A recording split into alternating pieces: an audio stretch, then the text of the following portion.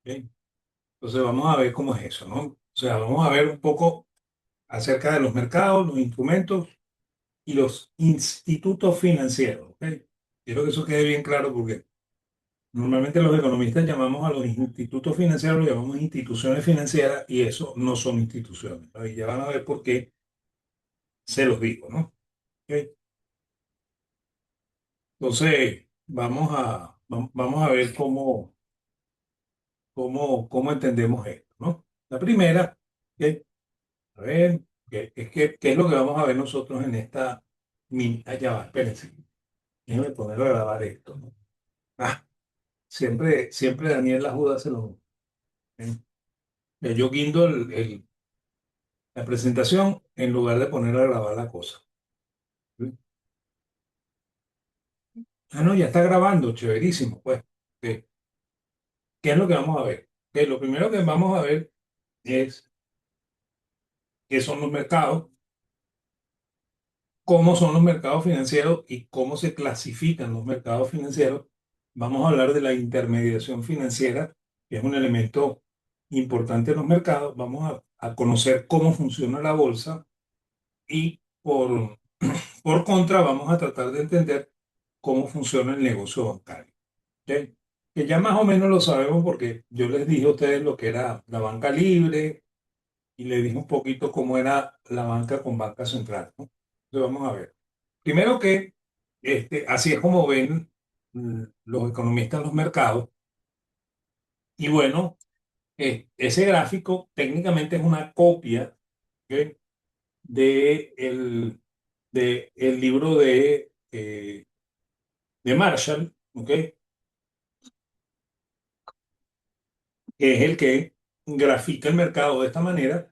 ¿Ok? Es más, Marshall, les voy a decir una cosa que los va a sorprender, es el primero que pone el precio en el eje de las Y y la cantidad en el eje de las X. ¿Por qué? Porque todos bueno, no todos, Jevons, igual Rajas, que son los que hacen gráficos de este tipo, ¿ok? No logran graficar la oferta porque ellos no saben cómo puede ser la oferta, ¿ok? Y ellos se imaginan cómo es la demanda, ¿no? ¿Ok? Y ponen aquí los precios y aquí las cantidades. ¿Por qué razón? Bueno, porque fíjense, cuando ustedes escriben la ecuación, ustedes dicen que Y es igual a una función de X, ¿verdad? Y Y es la cantidad, que es una función del precio, ¿ok? Pero resulta que no, resulta que en economía la cantidad, que es X, ¿ok? En realidad debería ser Y y la cantidad debería estar aquí, ¿ok? Y los precios deberían estar aquí.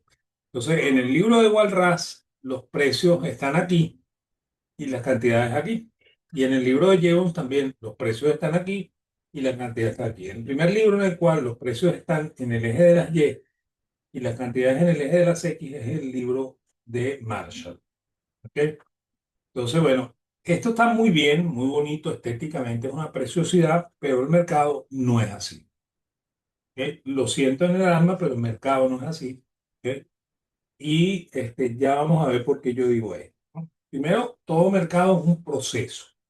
¿Ok? Y eso significa que es una institución en la que se aprende y se evoluciona en ese aprendizaje, ¿ok? Conociendo nuevas prácticas del mismo mercado. ¿Ok? No es el lugar del encuentro de la oferta y la demanda, ¿ok? Son el lugar de encuentro de informaciones que producen otra información que se llama precio. ¿Ok? Y el precio nunca es único. ¿Ok? O sea, cuando ustedes le dicen que existe un precio único, eso es falso. ¿Ok? Y el precio tampoco es permanente, ¿no? Por lo cual el equilibrio no existe. ¿Ok? Y el precio, ¿ok? Constantemente está variando. ¿Ok? Y varía en la medida en la que la información va apareciendo, ¿ok? En ese proceso que se llama mercado. ¿Ok? Por lo cual nunca existen condiciones estables, nunca existe el equilibrio. ¿Ok? Y por supuesto, eso justifica que las formas de negociación vayan cambiando constantemente y vayan evolucionando con el conocimiento y con el procesamiento de ese conocimiento. ¿Ok? Los mercados nunca son perfectos. ¿Ok? Nunca, nunca, nunca. ¿Ok? Por lo que este, cuando ustedes le dicen que existe un mercado perfecto, ¿ok? Cuyo nombre es competencia perfecta, eso no existe. ¿Ok? De hecho, el mercado de competencia perfecta no existe. ¿Ok? Ningún mercado se comporta como dice la teoría de la competencia perfecta. ¿Ok? Por lo cual, ese mercado no existe y no puede ser usado como parámetro para definir la perfección del mercado. ¿Ok? Fíjense, les voy a explicar una cosa con una anécdota, ¿no? Cuando yo me fui a trabajar a la bolsa, ¿ok? A mí se me abrió un mundo nuevo, ¿no? ¿Ok? Y dentro de ese mundo nuevo, la bolsa estaba de boom. ¿Ok? Los años 90 fueron años de boom en la bolsa. El año 90 y el año 91 fueron 2 años de mucho crecimiento bursátil en Venezuela. ¿Ve? Y bueno, ocurrió que se estaba especulando mucho en relación al precio de algunas empresas, sobre todo de bancos. ¿Ok? Y bueno, yo conocí a un señor al cual le tengo mucho aprecio, ¿ok? Que es Gustavo Borles, ¿ok? Que es el hijo de un abogado especialista en mercados financieros, que fue el primer presidente de la Comisión Nacional de Valores, que se llamaba Alfredo Morles. ¿Ok? Entonces Gustavo era trabajador de PDVSA y bueno, Gustavo cuando era muy joven obtuvo el doctorado en finanzas en una universidad que se llama la Universidad de Tulsa, que queda en, eh, en Texas. ¿Ok?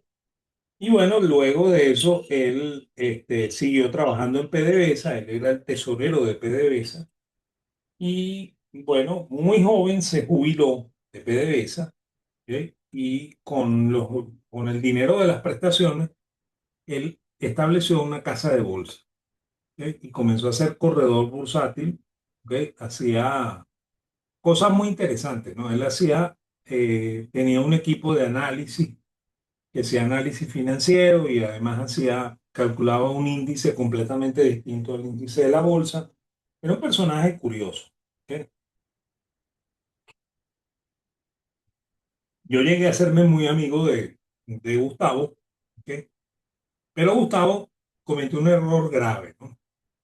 El error grave de Gustavo fue aceptar una operación en ese boom de la bolsa de los años 90 en el cual alguien quiso comprar acciones de, del Banco Provincial a plazos. ¿Ok? Y efectivamente colocó una orden para comprar acciones del Banco Provincial a 90 días, ¿ok? Que se puede hacer en la bolsa, se llama operación de plazo. ¿Ok? Y bueno, él confió en este personaje que hizo la operación, pero cuando llegó el momento de liquidar la operación, cuando pasaron 90 días después de que él hizo la operación, entonces él mandó a su mensajero a la oficina de este personaje que había solicitado comprar las acciones del Banco Provincial a plazo y el tipo le dijo al mensajero que él nunca hizo esa operación. ¿Ok? Entonces ahí comenzó todo un drama horrible, ¿ok? En el cual Gustavo le, le solicitó al corredor de la contraparte, el corredor que actuó en representación del vendedor, ¿ok? Que esa operación no se podía ejecutar porque el comprador no quería aceptar que él había mandado a hacer esa operación. Entonces el corredor vendedor llamó a su cliente y le dijo, mira, vale, el corredor vendedor me está diciendo que su cliente no quiere aceptar la operación, ¿ok? Y bueno, él me está sugiriendo que nosotros anulemos esto, ¿no? ¿Ok? Que lo dejemos como si no hubiera ocurrido y bueno, le solicitemos a la bolsa que anule la operación. ¿Ok? Entonces, el corredor vendedor llamó a su cliente y el cliente dice, no, no, no, no, no, a mí me van a comprar mis acciones al precio que dijo este señor. ¿Ok? Y por supuesto, hoy, precio hoy, ¿ok? El precio de la acción de- del Banco Provincial estaba muy abajo del precio al cual se hizo esta operación de compra de largo plazo, pues. ¿Ok? Entonces, bueno, el, el corredor vendedor llamó a Gustavo Morles y le dijo, mira, lo siento en el alma, pero el cliente no quiere anular la operación, por lo cual la operación se tiene que ejecutar. Entonces Gustavo Morles hizo una cosa que era normal y sigue siendo normal en el mercado de capitales venezolano. ¿Ok? Él apeló a la comisión, apeló a la junta directiva de la bolsa y les voy a explicar por qué la junta directiva de la bolsa, porque normalmente, o sea, cuando se constituye la Bolsa de Valores de Caracas en el año 1947, ¿ok? el, no existe una Comisión Nacional de Valores, ¿ok? No existe una Superintendencia Nacional de Valores, por lo cual este mercado no es regulado por el gobierno, ¿ok? Y no fue regulado por el gobierno hasta el año de 1973, ¿ok? En el cual, en los últimos años del gobierno de Caldera, ¿ok? Se creó una ley de mercado de capitales con la cual se crea una cosa que se llamó Comisión Nacional de Valores, que hoy se llama Superintendencia Nacional de Valores. ¿Ok? Por lo cual, el mercado de capitales venezolanos no estaba regulado y no estuvo regulado entre el año 47 y el año 73, ¿no? Eso significa que durante eh, 26 años, ¿ok? Este mercado no tuvo regulación gubernamental, ¿ok? Y su única regulación era la junta directiva de la Bolsa de Valores de Caracas. Por eso es que inicialmente Gustavo Morles apeló a la junta directiva de la bolsa, después de que el corredor vendedor dijo que su cliente no quería anular la operación. Él acude a la junta directiva de la bolsa y la junta directiva de la bolsa hace lo mismo que hizo Gustavo, ¿no? Llama al corredor vendedor y le dice, mira, vale, el Gustavo Morles nos dijo que él no puede ejecutar esa operación porque su cliente se niega a aceptar que él la hizo. Entonces, bueno, el corredor vendedor, ¿ok? Le dice, sí, bueno, yo sé, porque a mí me llamó él, ¿ok? Y resulta que mi cliente dice que no, que esa operación se tiene que ejecutar. Y entonces la respuesta de la junta directiva de la bolsa fue llamar a Gustavo y decirle a Gustavo, mira, lo sentimos en el alma, pero chamo, te va a tocar quebrar, ¿ok? Porque no hay otra solución, ¿ok? Y en efecto, Gustavo Morles vendió todos los activos de su casa de bolsa, vendió el puesto de bolsa que en esa época tenía un valor cercano al $1.000.000, ¿ok? Y bueno, con eso cubrió, ¿ok? La operación que este cliente malsano, ¿ok? Le obligó a él a ejecutar por cuenta propia, dado que él no aceptó asumir la pérdida. ¿Ok? Y entonces eso provocó un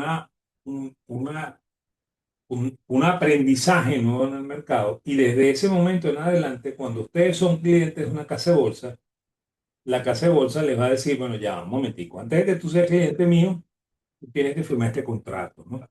Y en ese contrato que más o menos es homogéneo, ¿ok? Porque efectivamente los contratos son homogéneos en los mercados de capitales, ¿ok? Eso lo vamos a ir viendo en el camino, ¿ok?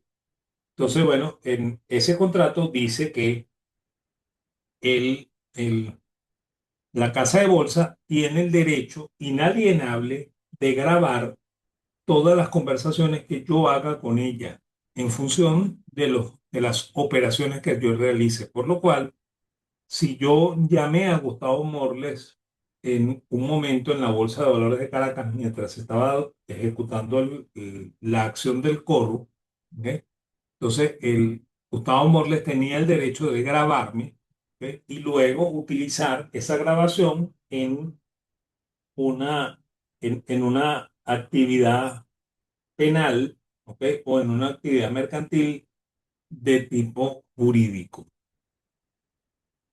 ¿ok? Entonces eso aparece en los contratos que ustedes van a firmar si ustedes establecen una relación con una casa de bolsa, ¿ok? ¿Por qué? Porque las casas de bolsa aprendieron de la quiebra de mi amigo Gustavo Morla, ¿ok? Este, para aplicarlo de ahí en adelante. Por lo cual, los mercados son siempre un proceso de aprendizaje y de evolución, ¿ok? En la cual yo voy aprendiendo en la medida en la que me voy equivocando, ¿ok? Y en la medida que mis competidores también se van a equivocar, ¿ok? O sea, los mercados no son esa función de demanda y oferta que pinta Marshall, ¿ok? Muy bonita, pero que no sirve para un carrizo, ¿ok? Y bueno, y de hecho, si yo hiciese un gráfico de los mercados financieros en Venezuela, el mercado financiero sería la suma de todo el mercado de capitales con el mercado monetario, ¿no? Y el mercado monetario involucra el sistema bancario, ¿ok? Y involucra una parte del mercado de capitales, ¿no? Porque una parte del mercado de capitales es primario y una parte del mercado de capitales es secundario, ¿ok? Y una parte del mercado de capitales es de corto plazo, por lo cual es mercado monetario, y una parte del mercado de capitales es de largo plazo, por lo cual es de capitales propiamente dicho. ¿Ok? Y el mercado bursátil, el mercado de bolsa, es lo único que se ve. ¿Ok? Por eso es que están en color negro, o sea, ¿cómo se llama? Su margen, ¿ok? Está dibujado en color negro porque lo único que yo veo del mercado de capitales es el mercado bursátil. Hay mucha gente que cuando habla del mercado de capitales dice que eso es el mercado bursátil, ¿no? El mercado de capitales es mucho más grande que el mercado bursátil. El mercado bursátil es como una suerte de punta del iceberg, ¿ok? Donde el fondo del iceberg es el mercado que no es bursátil, ¿ok? Que ya vamos a ver cómo lo llamamos, ¿ok? Y bueno, hoy en día en Venezuela hay una manía, ¿ok? De hacer que las operaciones de mercado primario pasen por el mercado bursátil, ¿ok? Por lo cual una parte del mercado primario está en el mercado bursátil. Y el mercado bursátil debería ser única y exclusivamente mercado secundario. Sin embargo, debido a la normativa que hay en Venezuela, se ha obligado a que el mercado primario, una parte del mercado primario, que es la parte bursátil del mercado primario, aparezca dentro del mercado bursátil, ¿no? El mercado bursátil debería ser un mercado únicamente secundario. Ya vamos a explicar un poco qué significa eso, ¿ok? Entonces, este gráfico vale para explicar eso, ¿ok? Bueno, primero, ¿qué compone ese mercado financiero, no? Por supuesto, hay una parte que es el mercado bancario, ¿ok? Que está cimentado en una cosa que se llama intermediación financiera indirecta, ¿ok?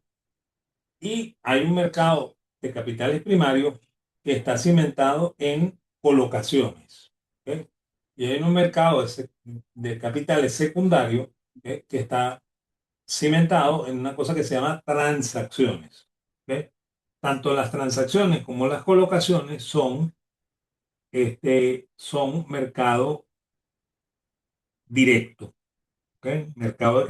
Mercado, o sea, intermediación directa, ¿ok? Y dentro de ese mercado secundario están las bolsas de valores, las bolsas de mercancía, las bolsas de futuros y opciones, ¿no? En Venezuela no hay bolsa de mercancía, no hay bolsa de futuros y opciones. Bueno, hay una bolsa que funciona como si fuera una bolsa de mercancía, pero es solamente agrícola, ¿ok? Y hay unos mercados de fuera, ¿ok? Los mercados de fuera son los mercados que no son bursátiles, ¿no? Y esos mercados los vamos a llamar OTC, ¿ok? OTC son las, ¿cómo se llaman? Las iniciales de una palabra, una frase en inglés que es over the counter, ¿ok? Sobre el mostrador, ¿ok? Entonces, todas aquellas operaciones que son parte del mercado de capitales y también a veces parte del mercado bancario, ¿ok? Que no están institucionalizadas, se les llama mercado OTC. ¿Ok? En el caso de la bolsa, debido a su reglamento de operaciones, el reglamento las llama operaciones de fuera.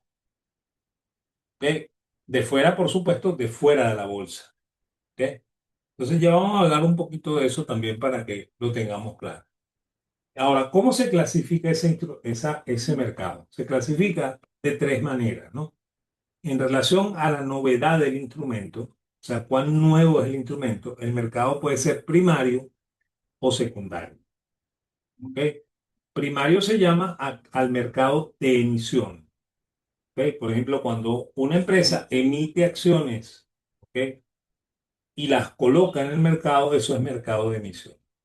¿Ok? Y aquí hay una confusión muy común, ¿no? O sea, aquí en Venezuela, por ejemplo, se privatizó CanTV, ¿ok? Se privatizó este, eh, Sidor, ¿ok? Se privatizó Aeropostal, ¿ok? Se privatizó el Banco Nacional, el Banco del Occidente, el Banco Occidental de Venezuela, ¿ok? Y bueno, cuando eso se privatizó, quien vendió las acciones fue el accionista, que era el gobierno, ¿ok? Por lo cual, esa operación no es una operación de mercado primario, es una operación de mercado secundario, porque no es CanTV, no es Sidor, no es eh, este, Aeropostal, ¿ok?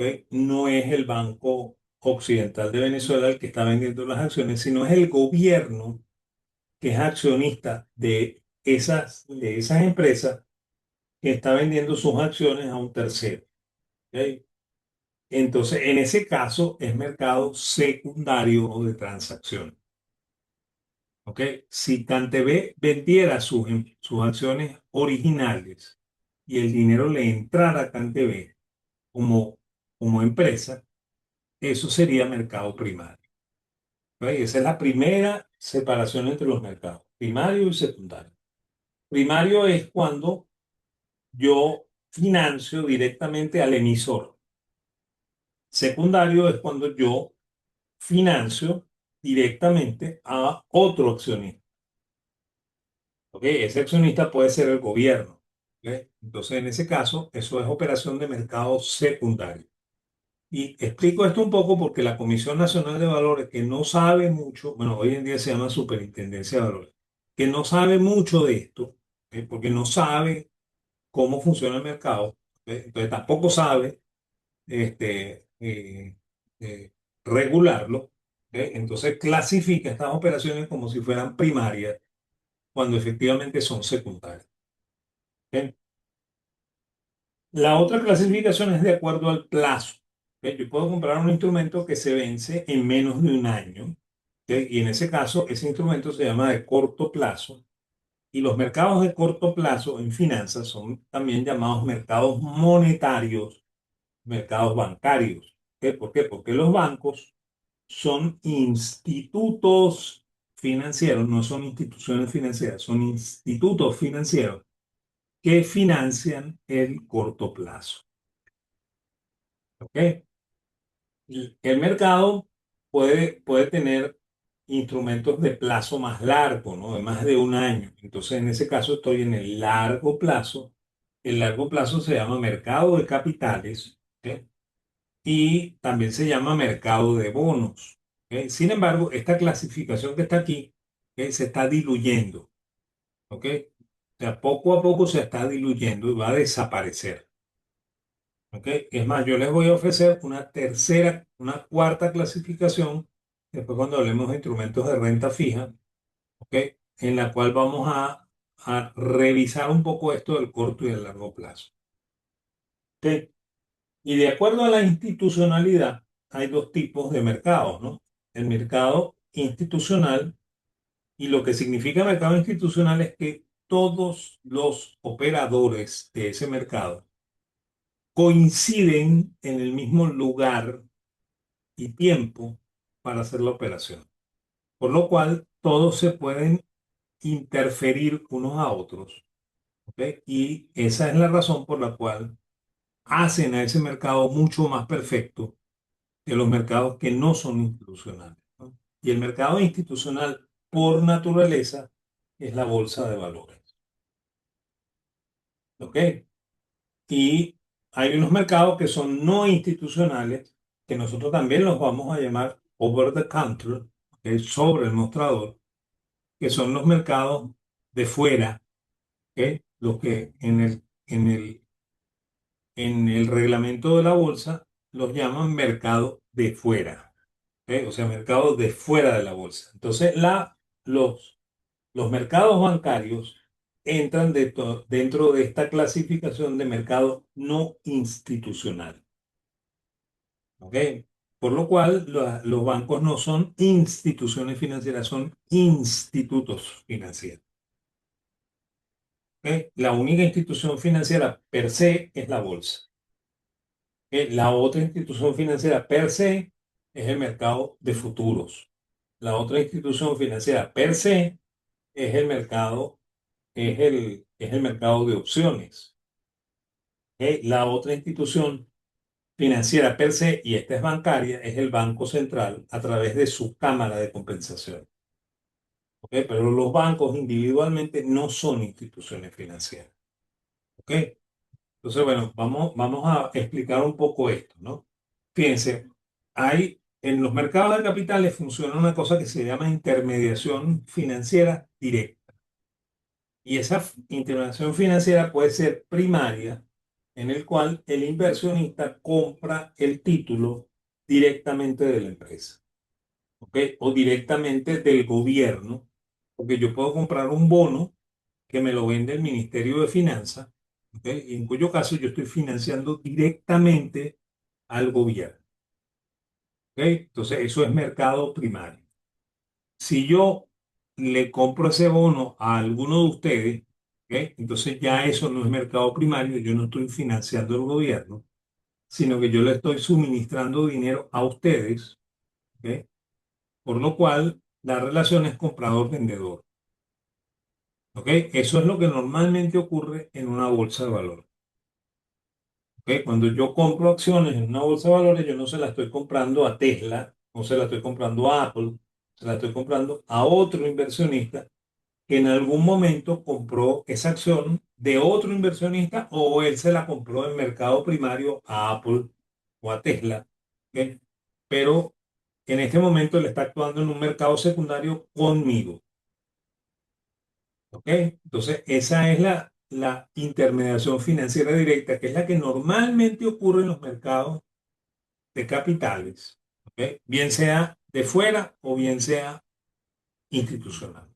¿Ok? ¿Cómo funciona una casa de bolsa? Fíjense, o sea, ¿cómo funciona una bolsa de valores? ¿Ok? Supongamos que yo soy el cliente A, ¿ok? Y yo quiero comprar unas acciones. ¿Ok? Entonces yo me dirijo a la casa de bolsa A y que como esa casa de bolsa tiene la experiencia de lo que le pasó a Gustavo Morle, entonces ella me va a decir, mira, Daniel Lahoud, fírmame este documento. Y ese documento es un contrato en el cual yo este, asumo ciertas obligaciones y obtengo ciertos derechos de la casa de bolsa. ¿Ok? Y entre las obligaciones, la casa de bolsa dice que me va a grabar cada vez que yo lo llame por teléfono. ¿Por qué? Porque se quieren evitar el problemón ese que le pasó al amigo Gustavo. ¿Ok? Entonces, bueno, vamos a suponer que yo quiero hacer esta relación porque yo quiero comprar unas acciones, ¿no? Yo me quiero comprar unas acciones de Ron Santa Teresa porque a mí me parece que Ron Santa Teresa es el negocio más maravilloso del mundo. Entonces, bueno, le voy a preguntar le voy a firmar este contrato con la casa de bolsa porque estoy confiando en eso, ¿no? Y bueno, la casa de bolsa irá con mi, ¿cómo se llama? Con mi cotización de compra, ¿ok? A la bolsa de valores. Y en la bolsa de valores se va a conseguir con otra casa de bolsa. La casa de bolsa ve que tiene un cliente que tiene las acciones de Rosa Teresa que yo quiero. ¿Ok? Entonces, bueno, resulta que si esta operación se ejecuta, ¿ok? Entonces, bueno, la casa de bolsa va a mandar a mi oficina a un mensajero donde él me va a hacer firmar un contrato, ¿ok? En el cual dice que yo soy efectivamente el comprador de esta operación y yo le entrego a él un cheque, ¿ok? O le hago una transferencia a nombre de la bolsa de valores y que tiene una cuenta en el Banco Nacional de Crédito y el dinero va directamente de mi cuenta a la cuenta de la casa de bolsa en el Banco Nacional de Crédito. ¿Ok? Este, por supuesto, la casa de bolsa B va a ir donde el cliente B, si es que se hizo esta operación, va a llevar una carta de traspaso y en esa carta de traspaso el cliente B dice que él tiene de verdad esas acciones y que él se las está vendiendo al cliente A. ¿Ok? Eso va a otro organismo que se llama la Caja Venezolana de Valores, donde efectivamente se demuestra que el señor cliente B era dueño de las acciones, ¿ok? Por lo cual él puede vendérselas efectivamente al cliente A. Y si la Caja de Valores le informa a la bolsa que esa operación es ejecutable, ¿ok? Entonces, bueno, se liberan las acciones pasan del cliente B al cliente A, ¿ok? Y el dinero que yo le transferí a la casa de bolsa A, ¿ok? Va a pasar en el Banco Nacional de Crédito de la casa de bolsa A a la casa de bolsa B, por lo cual la casa de bolsa B le puede pagar al cliente B, ¿ok? Por esta operación. Si se fijan, el dinero no pasó por la bolsa de valor, ¿ok? Por lo cual cuando alguien les dice a ustedes que la bolsa está lavando dinero, ¿ok? Les está diciendo una mentira soberana, ¿ok? Es más, esta estructura de transferencia impide, ¿ok? El lavado. ¿Por qué? Porque el lavado es la conversión de una transferencia en efectivo en una transferencia bancaria, ¿no? Y aquí no está corriendo efectivo, ¿ok? ¿Cuándo pudiera haber un lavado? Cuando la casa de bolsa le dice al cliente, ah, mira, tú me puedes pagar en efectivo, ¿ok? O cuando la casa de bolsa B le dice al cliente, no, chamo, yo te voy a pagar eso en efectivo. Entonces, ahí puede haber un lavado. ¿Ok? Pero por la bolsa de valores no pasó. Eso ocurrió entre la casa de bolsa B y el cliente B o la casa de bolsa A y el cliente A. ¿Ok? Pero no ocurrió por la bolsa de valores. ¿Ok?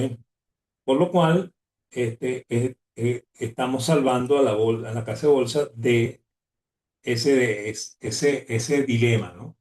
Ok, ahora, ¿cómo ocurren las operaciones, no? Fíjense, las operaciones se organizan en el sistema de la bolsa por lo que se llama cotizaciones o quotations en inglés. ¿Ok? Y bueno, ahí se organizan todo lo que están comprando en el lado del bit. ¿Ok? Yo estoy usando una cuenta T para explicar esto. En el lado del bit se organizan de mayor a menor. ¿Ok? O sea, la primera operación es la de este señor que está comprando 10.000 acciones a $5. ¿Ok? Y las operaciones de venta se organizan de menor a mayor. ¿Ok? Y entonces, el primero que está vendiendo aquí es este señor que está vendiendo 1.000 acciones a un precio de 5.50. ¿Ok? Estos dos señores son los que se llaman marginales. ¿Ok? El comprador marginal es este señor, ¿ok? El vendedor marginal es este señor. Por lo cual, marginal, de verdad, verdad, en economía y en finanzas no significa la primera derivada. ¿Ok? Marginal significa el señor que está en el extremo, en el borde, en el margen. ¿Ok? Y esa palabra la inventó un economista austríaco que se llama Friedrich von Bissa. ¿Ok? Y Friedrich von Bissa llamaba a esa situación, la llamaba Grenzen, ¿ok? Que lo que significa en alemán es estar en el borde, es estar en el extremo, es estar en el margen. ¿Ok? Entonces, ese es el origen de del famoso término marginal en economía. ¿Ok? Entonces, bueno, ¿cómo funciona esto, no? Miren, Supongamos que yo soy el comprador, ¿no? Yo llamo a mi corredor, él me dice que esto está así. Entonces yo puedo decirle lo siguiente al corredor, mira, ponte comprando 2.000 acciones, porque yo quiero comprar 2.000 acciones, ¿ok? A 5.25. Por lo cual yo me voy a poner, me voy a colear y me voy a poner de primero.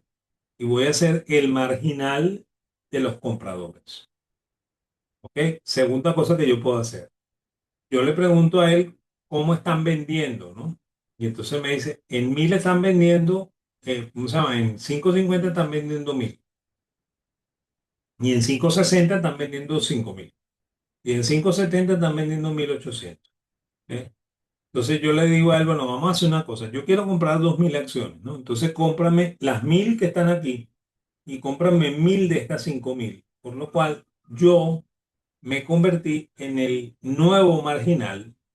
Voy a desplazar a este marginal momentáneamente y voy a arrebatarle la posición de marginal a este vendedor y voy a quitarle 4.000 a este vendedor, pero 1.000 a este vendedor, ¿ok? Por lo cual el nuevo marginal de la venta va a ser 4.000 a 5.60, ¿ok? Y bueno, y va a quedar este marginal como marginal de la compra, ¿no? Porque yo me atravesé, ¿ok? Y esa forma de funcionar del mercado es la forma más perfecta que conoce el ser humano, ¿ok? Nosotros no podemos conocer la competencia perfecta, pero conocemos esto, ¿ok? Y fíjense lo que pasa, ¿no? Resulta que este, eh, todos los mercados tratan de copiar esta estructura. ¿Ok? Supongamos que yo me voy al mercado de Quinta Cresta, ¿ok? Y yo quiero comprar tomates, yo no quiero comprar esta acción, yo quiero comprar unos tomates. Entonces yo me voy donde el verdurero que me vende los tomates a mí, ¿ok? Y le digo al tipo, mira, ¿cómo está el tomate? Entonces el tipo me dice a $6 el kilo, ¿ok? Y entonces yo no quiero pagar $6 el kilo, ¿ok? Yo le digo al verdurero que yo quiero pagar $5 el kilo, ¿ok? Entonces el verdurero no vale, ese precio no va, chamo, ¿ok? 6, 6, ¿ok? Entonces de repente aparece otro cliente y le pregunta al verdurero, mira, portuguesa, ¿cómo tienes tú el kilo de tomate? Entonces el portugués le dice, a $6 el kilo, pues. Y bueno, dame 2 kilos ahí, ¿ok? Entonces él se me atravesó a mí, ¿ok? Porque yo estoy empeñado en comprar más barato, yo estoy por aquí, ¿ok? Y él le compra al vendedor al precio que él quiere vender, ¿ok? O sea, funciona igualito, ¿ok? Pero es menos perfecto que esto, ¿ok? Por lo cual, la única perfección que conocemos los economistas es esto que te, ¿ok? A pesar de que mis colegas digan que esto no es perfecto, ¿ok? Ahora, ¿cómo funciona un banco? ¿Ok? Un banco funciona así, ¿no? Unos señores que tienen dinero depositan dinero en el banco y el banco se lo presta a otros señores que piden dinero prestado. ¿Ok? Un banco bien gerenciado jamás presta su patrimonio, presta el depósito que le hacen sus clientes. ¿Ok? Entonces, fíjense, aquí pasa una cosa, ¿no? Nosotros ya vimos el riesgo, ¿no? Pero el riesgo no ha desaparecido. ¿Ok? Entonces resulta que el verdadero riesgo de quien mete dinero en la institución financiera no es como hacen las calificadoras, que es evaluar el balance de la institución financiera y decir, esta institución es doble A. El verdadero riesgo de la institución financiera es que este señor que está aquí no le pague el crédito a él, porque si él no le paga el crédito a la institución financiera no es capaz de devolverme mi depósito. ¿Ok? Por lo cual esto puede estar calificado doble A, ¿ok? Como lo estuvo eh, este,